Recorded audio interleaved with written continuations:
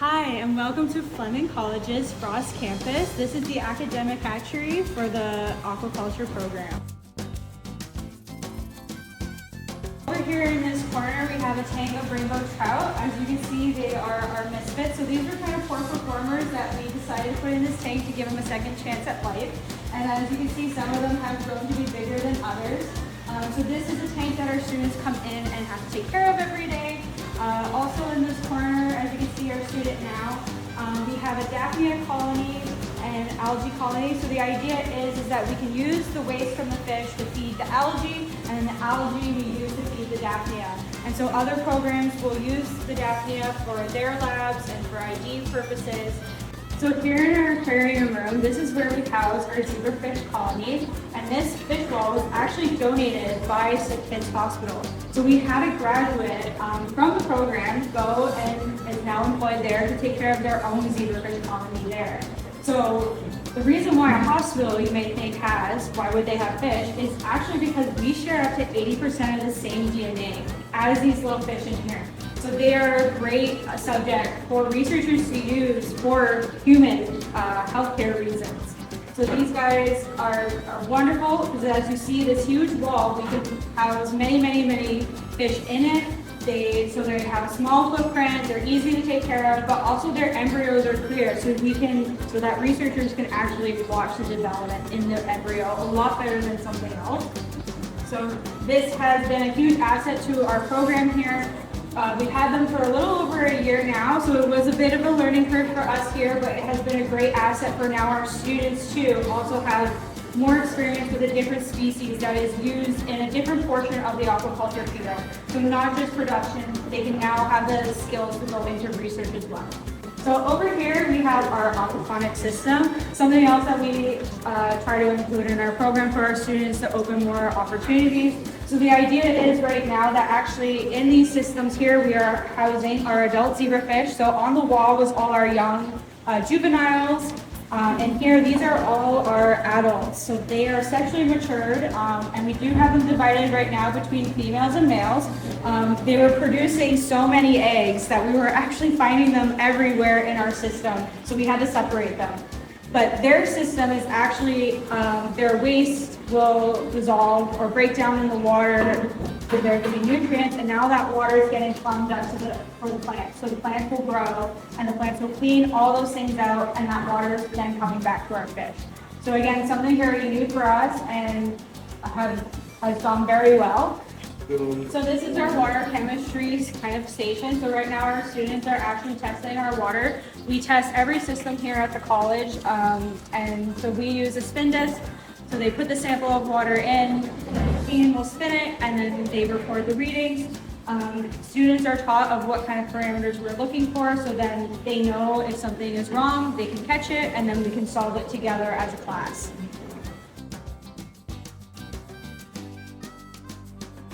So if you want to come with me next, I'm going to take you into our incubation room. So before we go into that room, if you don't mind stepping into our foot bath here. And so this is just to make sure that your boots or your shoes are sanitized before we enter. We want to make sure that any guests, staff, or students are not bringing anything into our hatchery that will cause our fish to become sick, but also making sure if we have anything in here, you're not going to bring it back out. So come on in.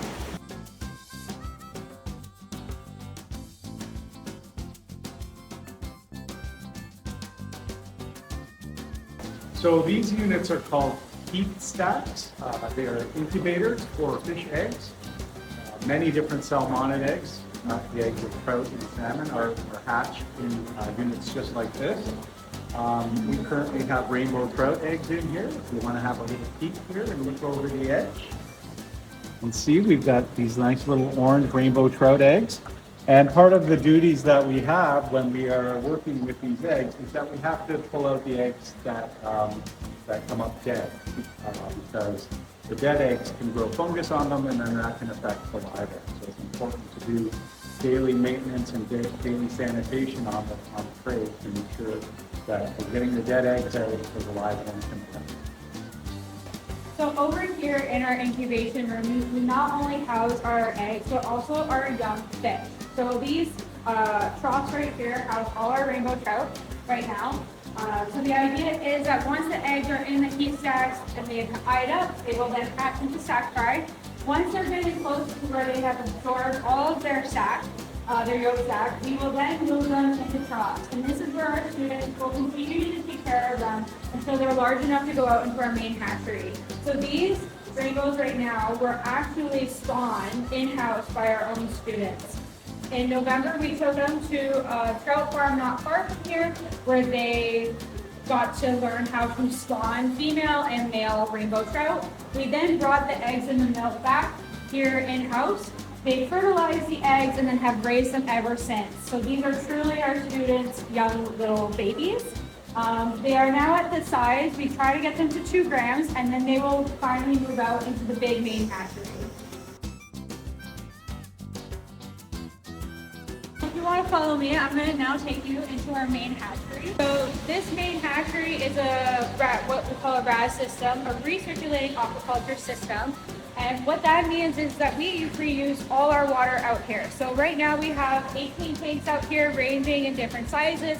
So the idea is that once those fish that we just saw in incubation, as they grow and get bigger, they will then upgrade from each tank as they progress during their life here at the college. So over here, this is kind of our mechanical corner.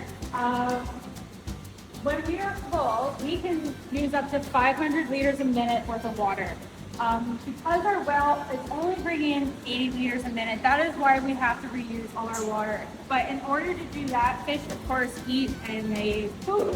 We need to make sure anything that would be harmful to them is filtered out.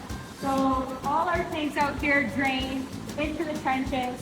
There we have a drum filter to take care of all of our waste feed and all our poop. We then have also a biofilter that helps with our ammonia levels. And then down in this pit here, we have all our pumps. These pumps are then pumping all the water that you see going to our tanks through sand filters as another form to filter out any suspended solids. We also sterilize our water here with UV lights. That water then goes back to our tanks, and it's just a circle.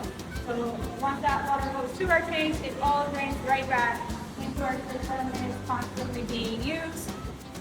So our students come in every day, they will do checks on our systems, make sure everything works. We also have our students involved if something needs to be repaired. For example, we've changed out multi-port valves on our sand filters before with our students. We've replaced sand on our sand filters with our students. They also get to learn how to take apart a UV system, clean it, put it back together. So anything we do here, we always look for student involvement so that they're getting every opportunity for hands-on experience, whether with fish or with the mechanical systems behind it.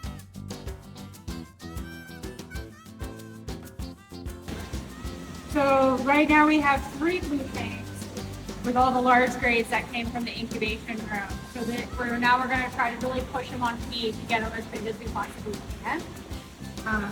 So these rainbows that we are looking at right now are from a brood stock that is used for production. So most of the jobs in the industry of aquaculture are in production, but there are other job opportunities for students such as research and restoration. So students get to not only learn how to raise fish for production, but also other reasons. The program here at Fleming is a postgraduate 1-year certificate, which means students already have to have a college or university degree or diploma to enroll. Individuals who also have up to 3 years experience in industry can also apply, submitting a full resume to come and get hands-on experience. So lots of options for the program.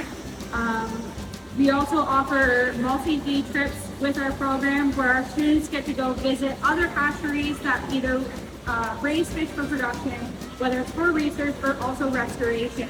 So they get to see different aspects of the industry while they're here with us as our students. And again, it's a great way to show them that there's many options for them when they go into an aquaculture career. So thank you for joining me here at Fleming College Cross Campus Academic Hatchery. It was a pleasure meeting you. I hope you enjoyed the tour. If you have any more questions about the program or even the industry, you could go online and check out our program page. It's the aquaculture program at Fleming College.